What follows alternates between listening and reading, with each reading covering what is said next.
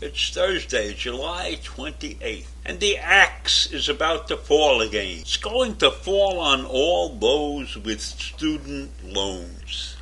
The Biden administration is still deciding whether to extend the student loan payment pause past August 31st. Now, I think this is probably a very tough decision because they haven't figured out what the hell to do about student loans and the cost of education. And I think all of that has to be involved in this decision. So with 5 weeks to go before this pause expires, they're contemplating another expiration date. And another delay would be the 7th time the date has been rescheduled since the pause on payments and interest was frozen in March of 2020.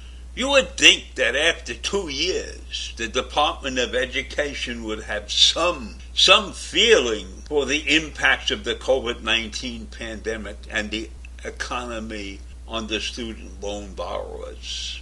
But they haven't.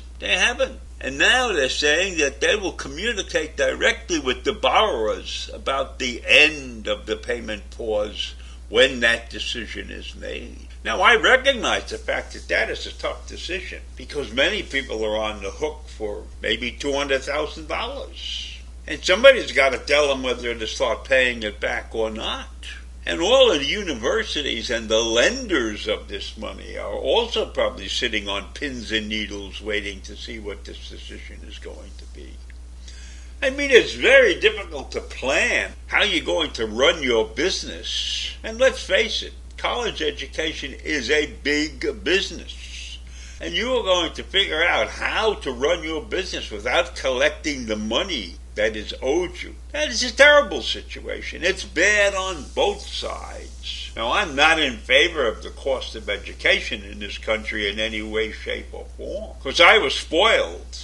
It cost me virtually nothing to go to college and to get a master's degree. Well, my master's degree was paid for by my employers. But I paid for my college education, my own education, a grand total of $4 a semester, which I earned by selling my old books, But in any event, I've told that story many, many times.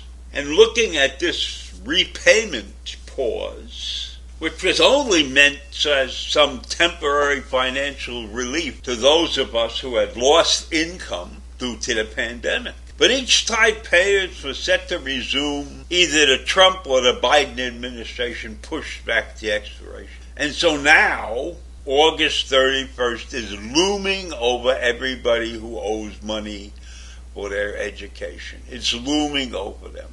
And I think the Democrats are feeling more pressure about this than the Republicans because they are worried about the effects of whatever decision they make now on the 2022 elections.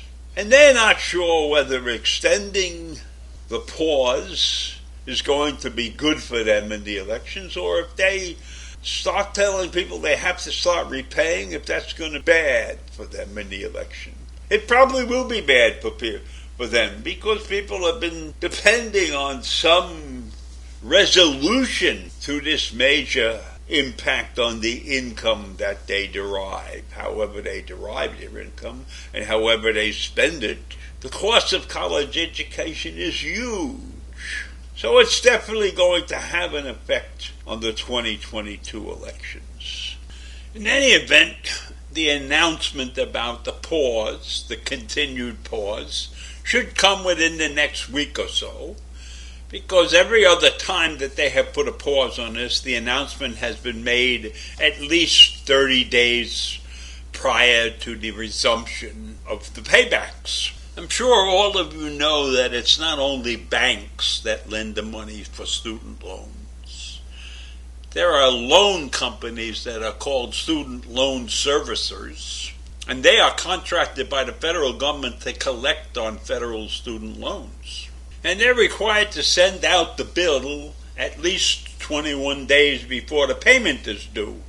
But most of them send it out even earlier than that because they're trying to get their money as fast as they can. Now, when the loans resume, if it happens soon or it happens later, the borrowers can still do some things about payments, they can call a loan company service and enroll in a different payment plan. And if you've lost a lot of income over the past 2 years, you may be eligible for a lower monthly payment than they were before the pandemic. So the borrowers have to be smart, and they have to know what they're borrowing, and they have to figure out a way to pay it. And that pandemic disrupted all of that. So if their situation has changed in any way, shape, or form, then they have avenues to pursue in order to get a better deal for themselves. And I'm afraid that most people don't know that.